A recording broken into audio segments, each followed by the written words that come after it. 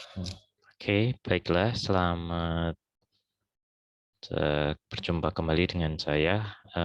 Kali ini untuk kuliah akuntansi keuangan lanjutan, kita masuk ke bab yang selanjutnya, yaitu bab keempat. Nah, di bab keempat ini kita akan bicara tentang laporan keuangan konsolidasi setelah tanggal akuisisi. Yang dimaksud setelah tanggal akuisisi ini adalah bahwa perusahaan sudah berjalan dan sudah melakukan akuisisi ataupun merger antara perusahaan satu dengan yang lainnya dan sudah berjalan selama 1 tahun. Artinya setelah 1 tahun itu berarti akan ada laporan laba rugi, kemudian akan ada perubahan ekuitas, kemudian ada juga perubahan terkait dengan neracanya. Nah, dalam hal ini yang akan digabungkan adalah termasuk dalamnya adalah laporan laba rugi, kemudian laporan laba ditahan, maaf tadi salah gitu ya. Laporan laba ditahan untuk selanjutnya adalah neraca. Bagaimana dengan arus kas? Arus kas karena dalam hal ini adalah sama-sama menggunakan nilai fair value sehingga tidak terlalu jadi masalah, jadi tinggal kita tambahkan saja. Nah, yang pertama adalah terkait dengan investasi gitu ya. Nah, investasi melalui saham ini maka akan dikonsolidasikan atau secara terpisah gitu yang dilaporkan sebesar cost, fair value atau equity-nya. Nah, kemudian persentase hak kepemilikan. Nah, persentase hak kepemilikan antara perusahaan dari parent ke subsidiary gitu. Nah, ini ketika hak kepemilikannya adalah 0 sampai dengan 20%, ini disebut sebagai tidak memiliki pengaruh yang signifikan atau no significant influence. Nah, ketika posisinya 0 sampai dengan 20% ini nanti metode yang digunakan adalah metode cost. Sedangkan 20 sampai 50% ini disebut sebagai significant influence, tetapi no control gitu ya. Tidak ada pengendali. Nah, ini nanti pencatatannya adalah menggunakan metode equity. Kemudian 50 sampai dengan 100% ini disebut sebagai effective control, karena 50% lebih itu parent jelas mempunyai power cukup besar, yaitu kontrol terhadap si subsidiary. Nah, investment value menggunakan metode apa nanti kalau kita mencatat, yaitu kita gunakan metode cost atau metode equity, yaitu dalam melakukan eliminasi dalam laporan keuangan konsolidasi. Nah, berarti ada beberapa metode, betul. Maka metode untuk pencatatan ini ada yang metode cost, kemudian partial equity, dan complete equity. Pada prinsipnya untuk metode cost ini adalah mencatat terkait dengan cost yang dikeluarkan oleh perusahaan. Sedangkan equity itu lebih fokus pada sisi equity-nya gitu ya. Baik itu partial equity maupun complete equity. Ada 3 metode. Nah, pada akhirnya sebenarnya untuk laporan keuangan konsolidasi baik itu metode cost, partial equity maupun complete equity akan identik gitu ya.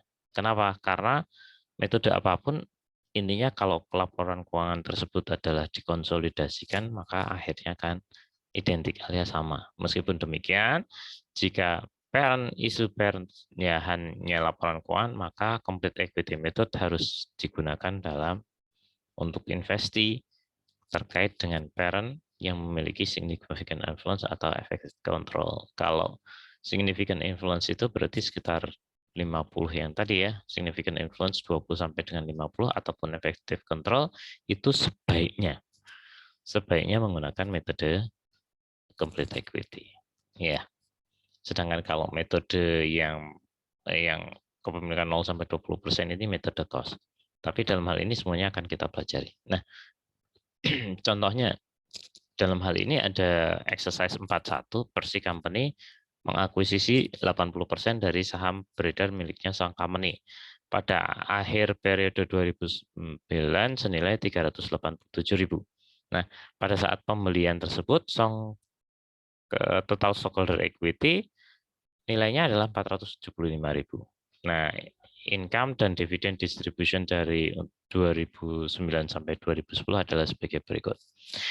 Nah, di sini ada net income-nya 63.500, kemudian 2010 52.500 dan 2011 rugi 55.000. Sedangkan dividen yang dibagikan adalah 25.000 2009, 2010 50.000 dan 2011 35.000. Maka kemudian diminta untuk membuat jurnal.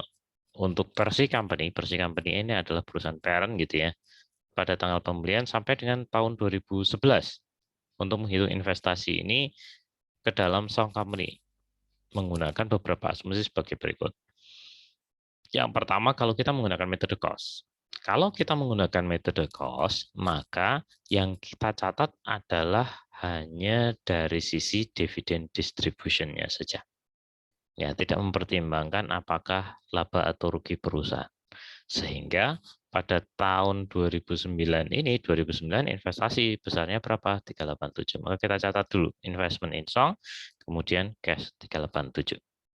Nah, berikutnya adalah kita mencatat terkait dengan pendistribusian dividen atau pembagian dividen. Nah, pembagian dividen, kemudian kita catat cash 20.000, kemudian dividen income 20.000. Maksudnya bagaimana? Ini adalah yang membagikan dividen adalah subsidiary atau si Song. Sehingga ini adalah sudut pandang dari buku besar miliknya parent. Sehingga Song membagikan dividen sebesar 25.000 dikalikan dengan hak kepemilikan tadi 80%, maka dapatlah 20.000. Sehingga parent akan mencatat atau si Persi akan mencatat cash gitu ya. 20.000, kemudian dividen income 20.000. Gitu. Bagaimanakah 2010? 2010 juga sama. 2010 itu kemudian kita kalikan 50.000 dengan ya hak kepemilikan 80%. Cash-nya 40.000, kemudian dividen income-nya adalah 80% kali 50.000. Dapatlah 40.000. Sedangkan 2011 ini dikatakan sebagai liquidating dividend. Kenapa sebagai liquidating dividend? Karena di 2011 perusahaan rugi gitu ya, sebesar 55.000. Nah, sehingga di 2011 akan dicatat cash 28.000, tetapi bukan sebagai dividen income. Ya, berbeda. Kalau 2010 dan 2009 kita catat sebagai dividen income. Tetapi di 2011 maka dicatat sebagai pengurang investasi. Sehingga akun investasinya kita kredit investment in Song-nya 80% dikalikan 35.000 dapatlah 28.000. Ya. Ini seperti yang kita tahu bahwa pada saat akun investment ini ketika di debit itu bertambah, artinya adalah pada saat akun investasi ini akun aset gitu ya. Akun aset begitu dia melakukan investasi maka dicatat di debit. Nah, demikian juga ketika terjadi kerugian tetapi perusahaan tetap melakukan pembayaran dividen, maka inilah yang disebut sebagai liquidating dividend. Sehingga karena laba perusahaannya sudah perusahaan rugi gitu ya, maka kemudian dividennya ini dicatat sebagai pengurang dari investasi, bukan pendapatan dividen atau dividen income, tetapi mengkredit investment in Song. Nah, selanjutnya bagaimanakah kalau kita menggunakan partial equity method?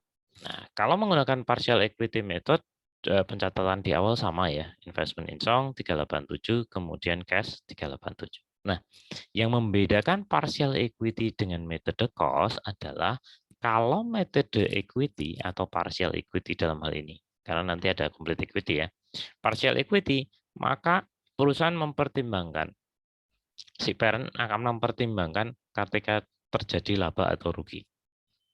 Sehingga kemudian ketika terjadi laba, maka kemudian kita melakukan pencatatan. Berbeda dengan metode cost, tidak kita catat. Tapi kalau metode partial equity dan complete equity kita catat laba atau ruginya. Gitu ya. Sama halnya ketika kita berpikir bahwa sudut pandang kita adalah metode equity, kalau equity ketika ada laba maka akan bertambah dan ketika ada rugi maka akan mengurangi equity. Nah, sama halnya dengan ini, metode partial equity, maka kemudian di 2009 kita akan mencatat update terkait dengan net income-nya, yaitu mencatat ketika terjadi pertambahan laba, gitu ya. Otomatis sebenarnya investasi perusahaan yang ada di investasi persi atau parent di perusahaan subsidiary akan bertambah. 50.800 kemudian dicatat sebagai equity income. Berapa? 50.800. Oke. Selanjutnya kita akan mencatat dividen distribution-nya. Dividen distribution-nya jelas cash 20.000 kemudian mengurangi akun investasi. Gitu. Kalau diperhatikan secara cermat bahwa perbedaannya apa? Satu, jelas. Ketika terjadi laba, kemudian diupdate. Akan menambah nilai investasi dan akan dicatat sebagai equity income. Nah, ciri dari metode partial equity maupun complete equity adalah ada akun equity income. Sedangkan kalau metode cost tadi, cirinya adalah ada akun dividen income. Ketika ada akun dividen income, maka ini metodenya pasti metode cost. Sedangkan kalau ada akun equity income, ini pasti metodenya adalah, kalau tidak partial equity, adalah complete equity. Tuh. Perbedaannya apa? Jelas. Tadi kalau metode partial equity, ketika terjadi laba, maka mengupdate nilai investasi, karena investasinya jelas berkembang ketika terjadi laba, maka kemudian mengakui adanya laba ekuitas. Kemudian ketika terjadi distribusi dividen, maka akan mendapatkan cash, betul, tetapi investasinya berkurang. Ya, kalau kita gambarkan sebenarnya ini sama halnya ketika kita bicara soal akun ekuitas. Gitu. Ketika kita bicara soal equity, sudut pandangnya ketika terjadi laba akan menambah akun investasi, tetapi ketika membagikan dividen akan mengurangi akun equity. Dalam hal ini adalah akun investment. Ya, sudut pandangnya seperti itu. Karena bagi si parent, maka mencatatnya di akun investasi. Sedangkan bagi subsidiary akan mencatat di equity. Gitu. Oke, bagaimanakah 2010? Sama halnya. 2010 berarti kita update dulu terkait dengan laba di 2010, yaitu sebesar 80% ya, dikali 52.500, kita catat ke equity income. Kemudian baru kemudian kita catat cash dan investment. Ya, 80% dari dividen yang dibagikan. Bagaimanakah 2011? 2011 perusahaan mengalami kerugian, berarti equity income-nya tidak bertambah gitu ya. Karena ini equity income. Equity income ini sebenarnya dicatatnya adalah sebagai akun pendapatan. Ingat, ini bukan equity, tetapi akun pendapatan. Itu revenue gitu ya. Equity income. Nah, itu yang harus dipahami. Harus hati-hati di sini. Meskipun kepalanya adalah equity, tetapi ini adalah revenue equity income. Nah, terus di 2011 bagaimana, Pak? Berarti di 2011 kita akan mencatat sebagai equity loss. Kalau tadi kita catat sebagai equity income di kredit, maka equity loss alias rugi itu kita catat di sisi debit sebesar 44.000. Kemudian kreditnya adalah investment in song. Terus bagi dividen, ya nggak masalah. Cash, kemudian investment in song, 80% juga. Demikian. Ini untuk partial equity. Nah, selanjutnya bagaimanakah dengan complete equity? Complete equity pada prinsipnya untuk hal-hal yang tadi sama gitu ya dengan partial equity.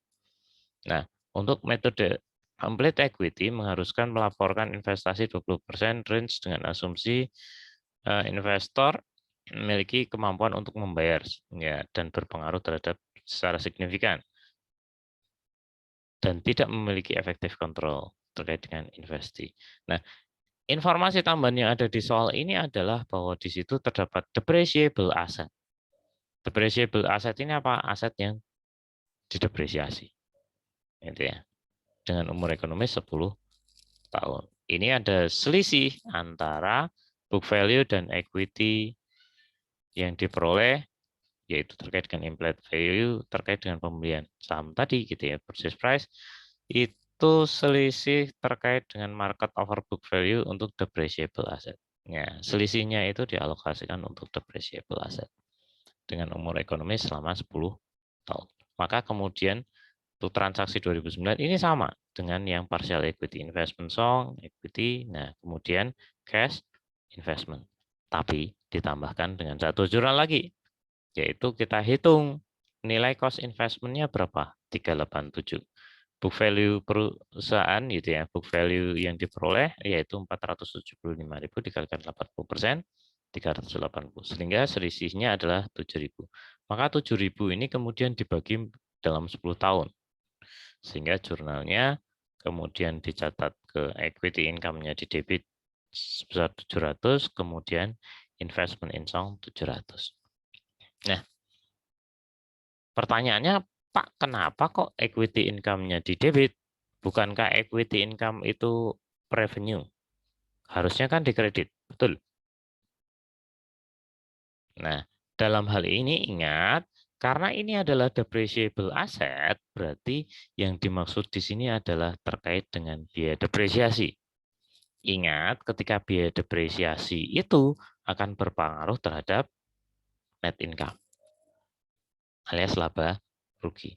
Berarti ketika laba ruginya itu terpengaruh, maka equity income-nya akan terpengaruh. Ketika terjadi penambahan expense, dalam hal ini adalah depreciation expense, maka income atau revenue-nya akan berkurang. Sehingga kemudian jurnal penyesuaiannya atau jurnal yang dilakukan di akhir ini untuk complete equity adalah equity income. Di debit, kemudian investment-nya berkurang sebesar 700. Equity income artinya revenue-nya berkurang 700 dari investasi tadi, kemudian investasinya juga berkurang. Begitu. Bagaimana 2010? Sama.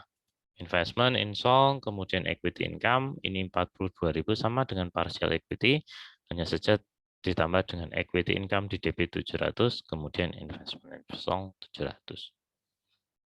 2011 Pak, oke 2011 sama juga equity loss, kemudian investment in song, kemudian cash, baru investment in song, dan equity income ke investment in song, gitu ya.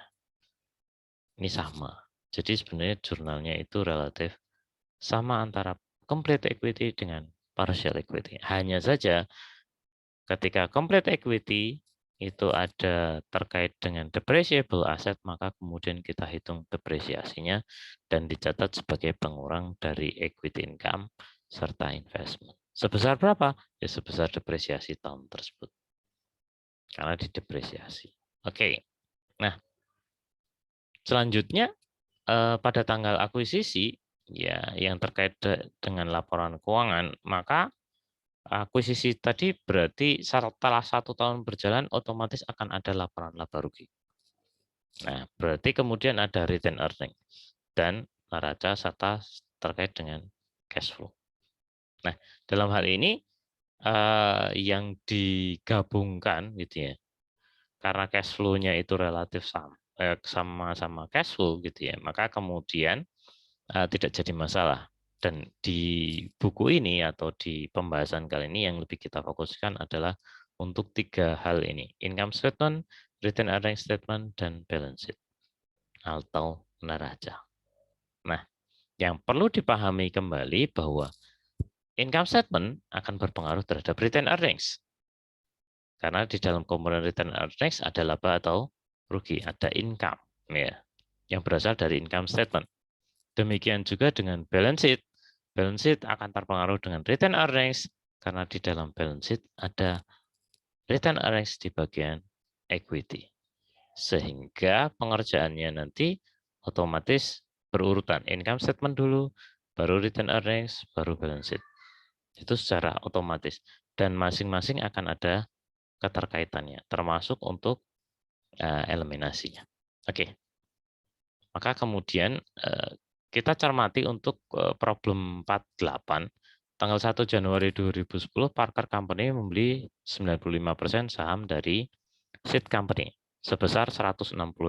Nah, pada tanggal tersebut, seed stockholder equity terdiri dari common stock-nya 120, other contributed capital-nya 10, dan return earning-nya 23.000. Maka diminta untuk membuat laporan keuangan konsolidasi per tanggal 31 Desember 2010 dan 2011. Oke, satu-satu dulu. Nah, maka seperti halnya dengan yang kemarin, pertama kita akan menghitung implied value. Kemudian kita menghitung karena di sini hak kepemilikannya adalah 95% atau kurang dari 100%, maka kita harus menghitung schedule allocation difference-nya. Nah, dengan cara yang sama seperti kemarin, yaitu purchase price dan implied value-nya ini kita hitung. Ini purchase price-nya berapa? 160.000. Kemudian kita bagi dengan hak kepemilikan 95%, dapatlah implied value 168.421.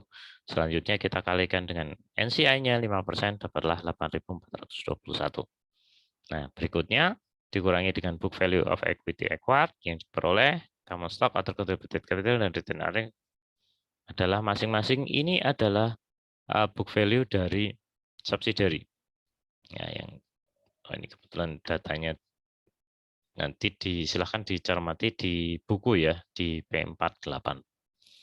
Ini informasinya adalah 120.000 untuk common stock, other contributed capital-nya 10.000, dan return earning-nya 23.000. Kemudian dari sini kita kalikan dengan masing-masing sesuai dengan persentasenya, 5% untuk NCI, sehingga dapat 6.000, 5.000, dan 1.150.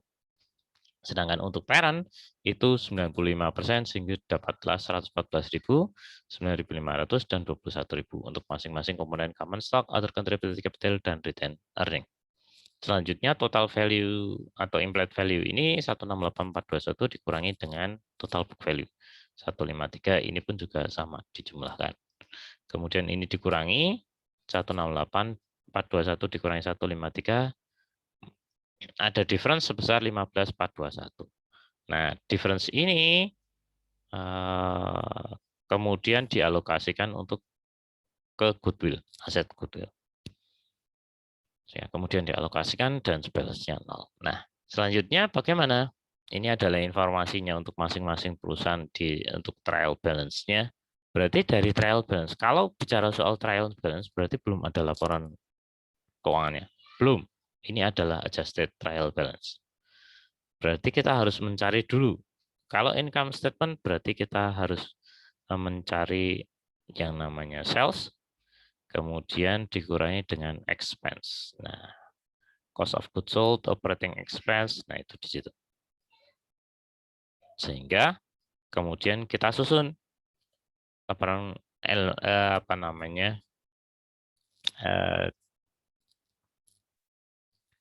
worksheet-nya ya. Job sheet worksheet untuk eliminasi. Maka yang pertama kita susun income statement.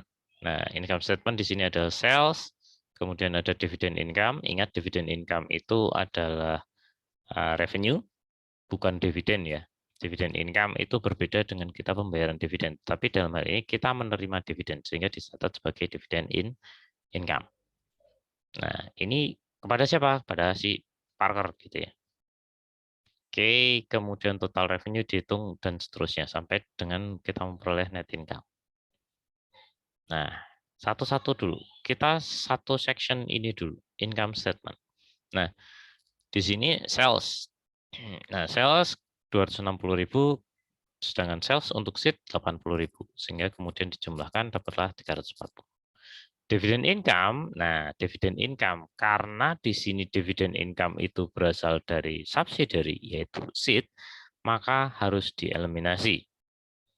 Dividend income, ingat dividend income tadi yang sudah saya sampaikan ini adalah revenue. Revenue saldonya adalah di kredit, sehingga ketika kita eliminasi adalah kita letakkan di sisi debit. Ya, kita kurangi melalui sisi debit, sehingga dieliminasi 0. Berikutnya total revenue. Ini diambil dari untuk consolidated balance 340 ditambah dengan 0 jadilah 340. Selanjutnya cost of goods sold. Cost of goods sold ini tidak ada eliminasi sehingga langsung 130 ditambah 40 dapatlah 170. Other expense ini juga tidak ada eliminasi, 20.000 tambah 14.000, 34.000. Sehingga total cost dan expense kalau di sini adalah 150, 54. Nah, ini kita hitung dari sini sendiri. 170 tambah 34 dapatlah 204. Gitu ya. Ini mungkin sama kebetulan. Nah, kemudian kita hitung net income. Kalau di sini 129, 26, maka kita menghitung untuk consolidated balance tidak menggabungkan dari sini. Karena jelas bahwa di sini dividend income sudah dieliminasi. Hati-hati di situ. Maka kita hitung dari sini. 340 dikurangi 204 adalah 136. Nah, kemudian ada porsi dari non-controlling interest di kolom setelah eliminasi ini. Ada satu kolom adalah NCI, non-controlling interest. Ini diperoleh dari mana? 1.300. 1.300 itu diperoleh dari laba. Labanya siapa? Labanya tadi kan 95%. Ya kan? Berarti ada bagian 5%. 5% dari sahamnya ya, 5%, maka kemudian 5% itu kita kalikan dengan laba dari SID. SID ini. Labanya 26.000 kalikan dengan 5%, dapatlah 1.300. Sehingga kemudian di consolidated balance itu sebagai pengurang. Ya, di sini NCI. Kenapa? Karena bagiannya harus dikeluarkan dari laporan keuangan konsolidasi. Dikurangi. Ya. Sini NCI 1.300. Kemudian positif, tapi kemudian di sini dikurangkan 1.300. Sehingga 136 dikurangi 1.300 dapatlah 134.700. Kemudian net income-nya ini kemudian dijumlahkan dari atas, baik itu untuk Parker Sheet dan seterusnya. 129, 26, ini 19, 0, kemudian NCI-nya 1.300, di sini dapat 134. Oke. Selanjutnya, yang perlu diperhatikan kita mengerjakan untuk retained earnings statement alias laporan laba ditahan. Nah, untuk laporan laba ditahan yang perlu diingat kembali bahwa laba ditahan itu terdiri dari apa? Terdiri dari laba ditahan awal ditambah dengan net income dikurangi dengan dividen declare, maka akan jadi retained earning akhir. Nah, struktur ini jangan sampai lupa. Maka kemudian pertama yang harus dilakukan apa? Masukkan dulu net income yang sudah kita kerjakan dari section income statement. Nah, di sini net income, kita masukkan posisi di net income. Kita pindahkan. Sama persis. Ya, persis. Ya, sehingga penjumlahan di sini akan menjadi penting. Ini kita pindahkan 100%. Ya, persis. Ya, sudah. 129, 129, 26, 26, 19, 19, 1.300, 1.300, 134, 700, 134, 700. Sudah. Maka selanjutnya adalah kita catat return earning awal. Return earning awal ini kita peroleh dari trial balance ya. Trial balance return earnings ya 40 dan 23 ini adalah return earnings awal. 40.000 dan 23. Sehingga kemudian kita masukkan 40.000 dan 23. Kemudian selanjutnya kita eliminasi gitu ya. Dieliminasi apanya? Return earnings. Ingat yang dieliminasi adalah return earnings awal miliknya subsidiary. Berapa? 23.000. Ya sudah, kita eliminasi. Return earnings posisinya di kredit sehingga kita debit sebesar 23.000. Sehingga yang tersisa di sini adalah return earning miliknya parent. Kemudian dividen declare ini kebetulan sama besarannya 20.000, ini juga kita peroleh dari trial balance, adjusted trial balance. Kemudian net income ini dividen declare ya sudah 20.000, 20.000. Nah, untuk apa namanya dividen declare-nya untuk si SID ini adalah sebesar 95%. Maka kita eliminasi sebesar 95%, yaitu 19.000 nilainya dari 20.000. Kemudian di NCI-nya adalah 5%, yaitu sebesar 1.000. Kenapa di sini dikurung? Ya, karena ini adalah dividen. Dividen ketika kita bicara soal NCI, ingat NCI ini adalah bagian dari equity. Kalau ada net income, maka akan bertambah. Ketika ada dividen, maka akan mengurangi. Sehingga di sini dikurung alias berkurang. Selanjutnya, ya sudah, yang tersisa ini dieliminasi dividen declare-nya. Ya, karena dividen declare ini ada hubungannya dengan dividen income.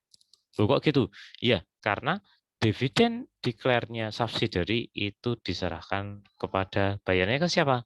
Ke parent. Maka eliminasinya adalah di sini. Sehingga diserahkan di sini, maka kemudian harus kita eliminasi. Sehingga debit dan kredit dieliminasi. Dividen declare harus dieliminasi. Dividen declare eliminasinya nanti bersama dengan dividen income. Nah, sehingga kemudian dividen declare-nya ini merupakan dividen declare miliknya parent. Selanjutnya kita hitung 40 ditambah dengan 129 dikurangi 20, 149, 23 ditambah 26 dikurangi 20, 29. Kemudian 23 dikurangi ditambah 19 dapatlah 42, maaf. 9, sehingga di sini kreditnya 19.000, NCI-nya berapa? Tinggal 300 karena 1.300 dikurangi 1.000. Sisa 300, kemudian di sini kita hitung 40.000 ditambah 134 dikurangi 20.000 dapatlah 154.700. Maka kita akan memperoleh jumlah untuk laba ditahan akhir gitu ya. Retained earnings per tanggal 31 Desember. Oke, selanjutnya kita masuk ke balance sheet neraca. Nah, di balance sheet ini isinya ya jelas, balance sheet itu adalah aset, kemudian liability dan equity. Nah, sama halnya dengan eliminasi di awal, tetapi di sini akan ada pertambahan gitu ya. Nah, hal yang pertama yang kita lakukan apa?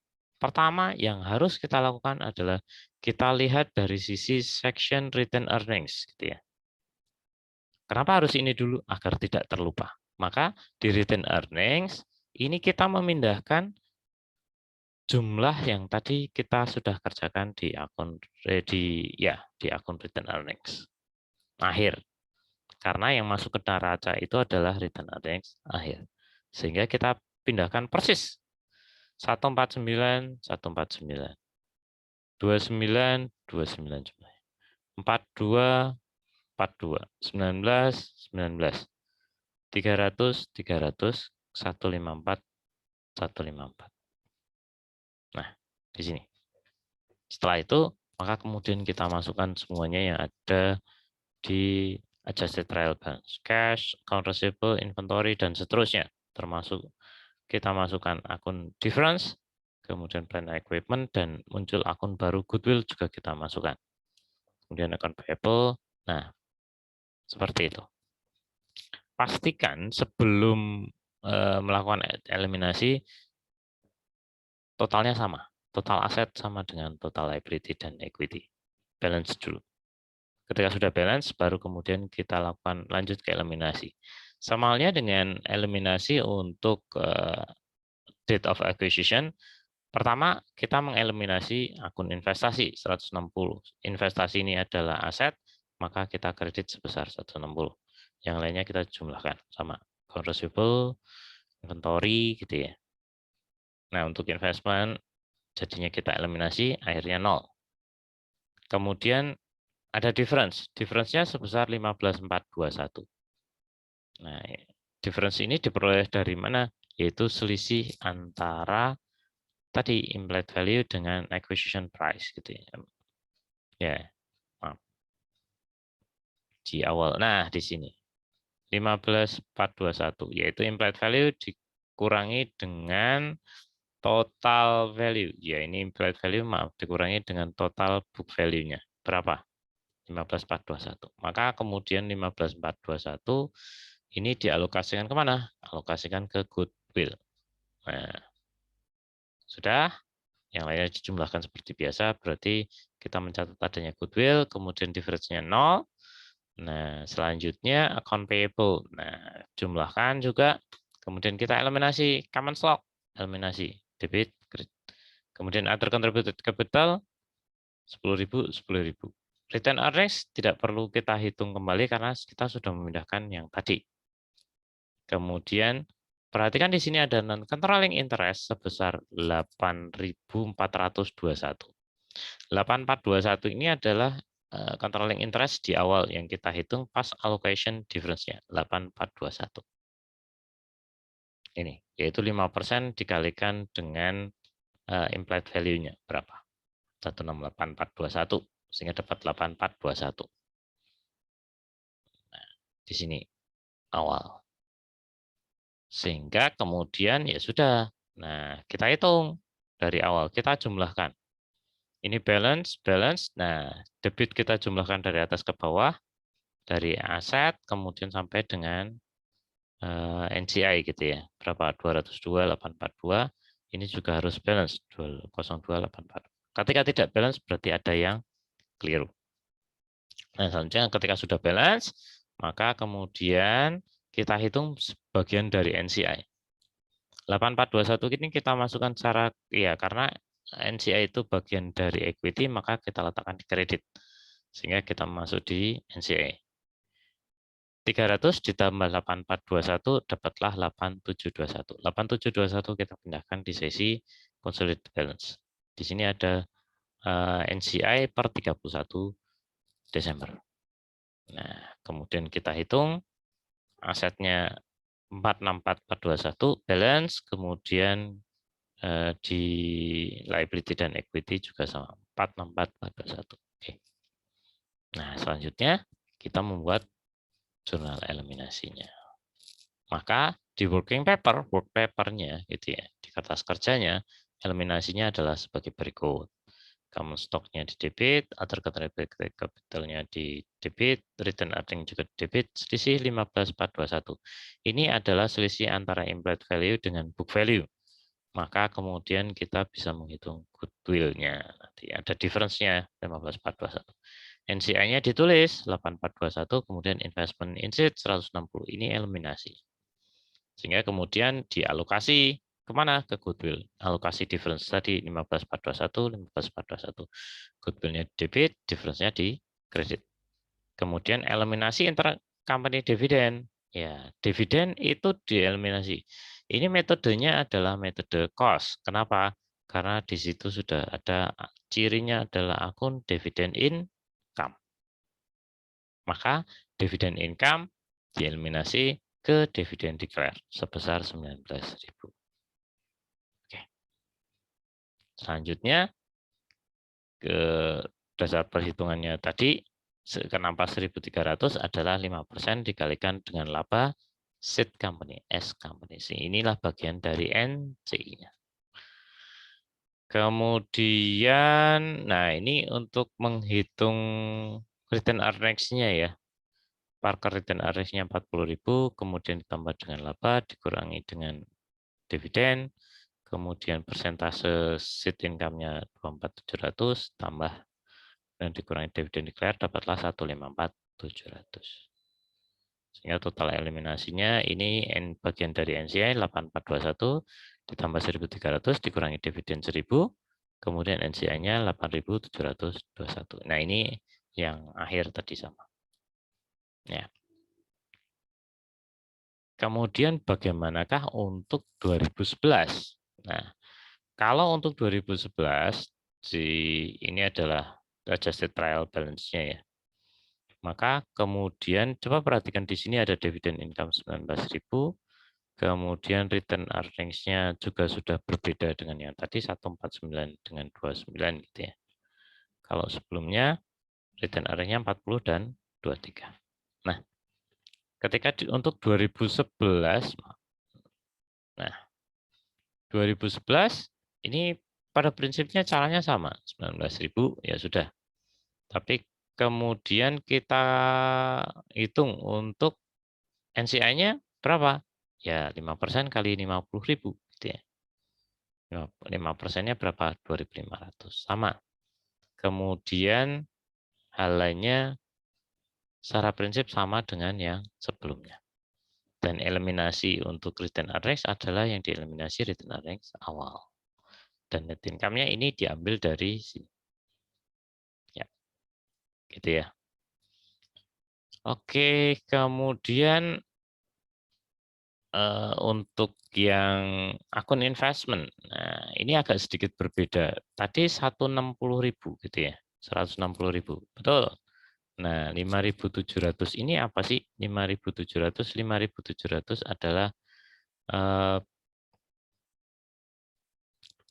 bagian dari return earnings yang ya kalau kita lihat, nah ini dari sini. Karena ini metodenya adalah metode cost, maka ada penyesuaian gitu ya. Yaitu dari mana? Dari selisih di return earnings. Ini namanya reciprocity gitu ya. Nah, ini sebenarnya adalah untuk mengupdate akun equity. Maka sebenarnya pada prinsipnya antara metode equity dengan metode cost itu kenapa bisa identik hasilnya meskipun metodenya berbeda, karena untuk metode cost untuk periode berikutnya dia harus update akun equity. Ya. Yaitu apa? Melalui jurnal investment in S company 5.700 kemudian return earnings 5.700. Dapatnya dari mana? Dari return earnings tahun 2011 yaitu 29.000 dikurangi dengan 23.000. Yaitu berarti selisihnya. Terdapat selisih berapa? Selisihnya adalah sebesar 6.000. Kemudian dikalikan dengan 95% sehingga dapatlah 5.700. Maka 5.700 ini diperoleh dari situ. Ya. Dan earning update gitu ya. Ke akun return earnings beginning. Karena yang harus kita update di subsidiary-nya adalah di sini. Oke, selanjutnya nah berarti akun investment-nya juga bertambah, betul? Akun investment melalui jurnal yang tadi, akun investment akan bertambah 5.700 sehingga kita debit, sehingga eliminasinya adalah 165.700. Kemudian ada difference-nya sama, difference-nya masih kemudian dialokasikan juga sama ke goodwill sehingga kemudian nah ini return earnings adalah pindahan yang dari tadi dari sini jumlahnya ya 203 dan seterusnya 1.500. Nah, ini kita pindah aja. Nah, kemudian NCI-nya 8721 adalah dari schedule allocation yang perhitungan awal ya. Dari lah 8721 di situ. Sehingga dari tahun sebelumnya 8721 saldo dari NCI kemudian ditambahkan dengan 1.500 dapatlah 10.221. Sehingga kemudian balance. Nah, jurnal eliminasinya relatif sama dengan yang tadi ya. Ini untuk metode cost. Nah, bagaimanakah untuk metode equity? Kalau metode equity agak sedikit berbeda ya. Nanti beberapa jurnalnya seperti ini, investment, ya ini sama saja, tapi kemudian kalau metode equity, nah secara prinsipnya sama untuk schedule allocation-nya sama, tapi nah yang berbeda di sini satu ada akun equity in subsidiary income. Satu itu. Yang lain di sini masih sama. Nah, kemudian untuk menghitung NCA-nya, nah ini agak sedikit beda NCA-nya. Eliminasi sebentar.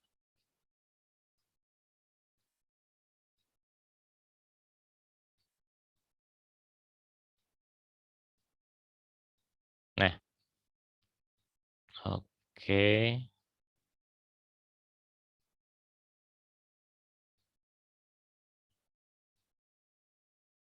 Kalau yang kita tahu di soal di sini bahwa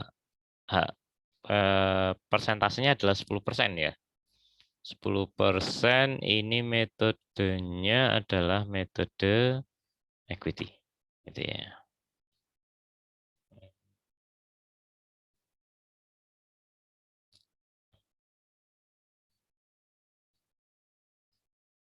Ya ini equity in subsidiary income. Kemudian NCI-nya di sini 2000.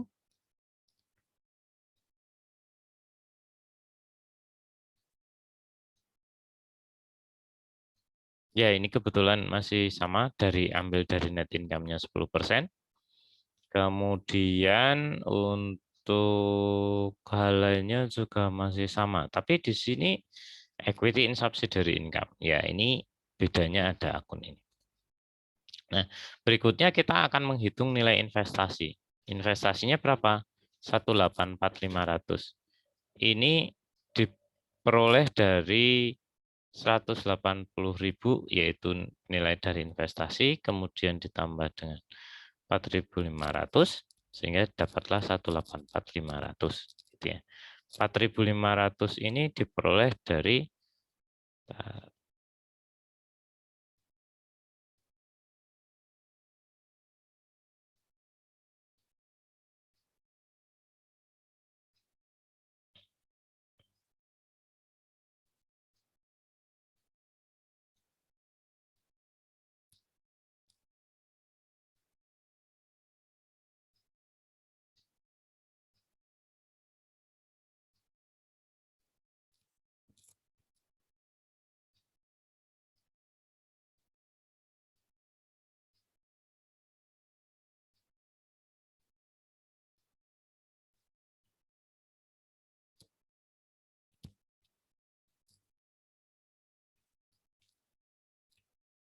persentasenya 90%.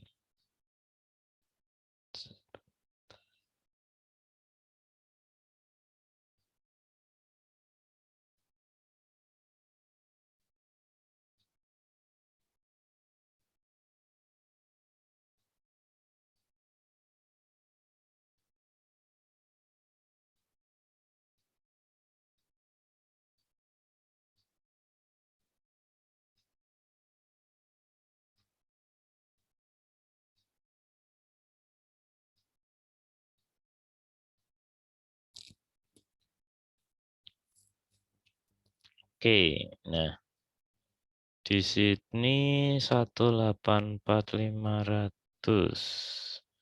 investasinya. Sebentar, kita cek. Oh, nilainya memang 184.500 untuk di 2010 ya.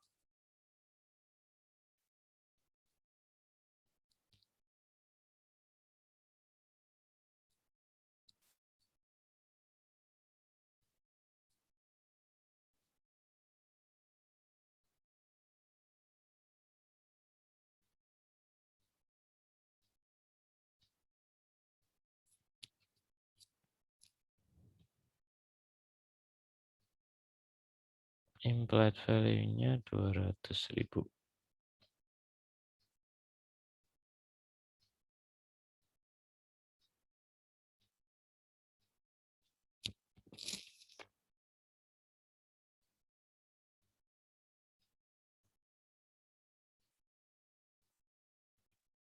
Oke, jadi eh, ini adalah metode equity yang tadi ya. Jumlah besar equity in subsidiary income sebesar 18.000 ini diperoleh dari 90% dikalikan dengan laba dari company, yaitu 20.000 kali 90% dapatlah 18.000. Maka equity in subsidiary income ini juga harus dieliminasi sebesar 18.000. Nah, ketika mengupdate di equity, mencatat di equity in subsidiary income, maka efek dari pencatatan ini juga akan bertambah, otomatis akan bertambah di akun investment. Ya, akun investmentnya di sini 184.500. Awalnya di saat kita mencatat itu adalah nilai investasinya 180.000. Nah, kemudian perusahaan ternyata mendapatkan laba sebesar perusahaan subsidiary mendapatkan laba sebesar 20.000, sehingga akan mengupdate ke akun investment sekaligus akun equity in subsidiary income 18.000. Maka ini sama-sama dieliminasi. Nah, kemudian net income-nya di sini untuk NCI adalah 10% dikalikan 20.000, ini dari subsidiary juga. Nah, selanjutnya besaran dividen declare. Nah, di sini untuk besaran dividen declare adalah 15.000 untuk subsidiary. Maka 15.000 ini kemudian kita kalikan dengan 90%, dapatlah 13.500. Ya, 13.500 ini kita kredit, maka kemudian di untuk eliminasinya kita kredit untuk dividen declared karena ini ada hubungannya dengan dividen yang diperoleh perusahaan. Maka akan ketika perusahaan tersebut mendapatkan dividen, maka akan berpengaruh ke kas perusahaan, cash gitu ya. Cashnya si partner akan berpengaruh di sini, kemudian juga akan berpengaruh ke investment gitu ya. Sehingga 13.500 tadi 18.000 dikurangi 13.500 terdapat selisih sebesar 4.500 sisanya di investment. Sehingga di sini awalnya 180 jadi 184.500. Maka kemudian 4.500 ini adalah selisih antara net income dari subsidiary setelah dikurangi dengan dividen declared. Nah, 4.500 ini yang diperoleh. Sehingga kemudian dieliminasi habis. Demikian juga dengan yang di sini. Ini juga 1.500 ini adalah 5% dikalikan dengan 15.000. Hal lainnya sama.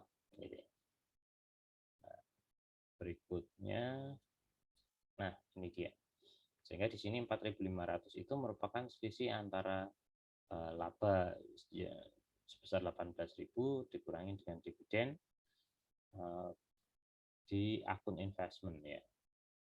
Sehingga dapatlah sisanya adalah 184.500 itu.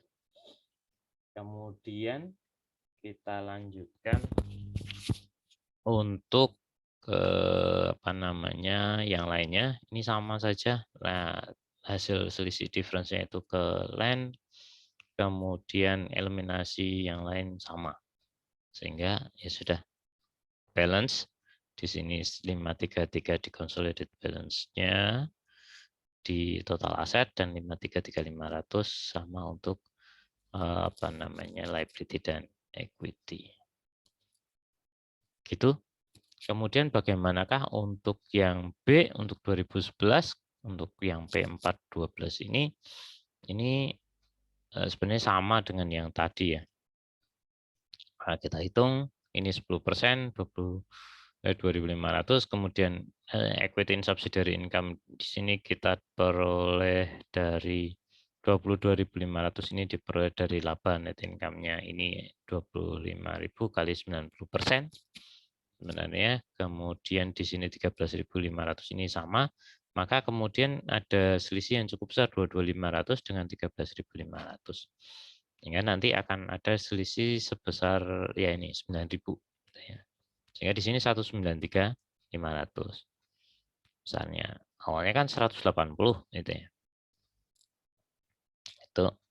Karena di sini 184.500 yang tadi sebelumnya ditambah dengan 9.000 dapatlah 193.500. Maka eliminasinya seperti ini.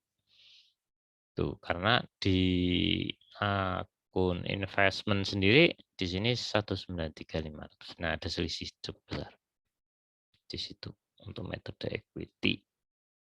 Sudah? Ya. Itu yang bisa saya sampaikan terkait dengan laporan keuangan konsolidasi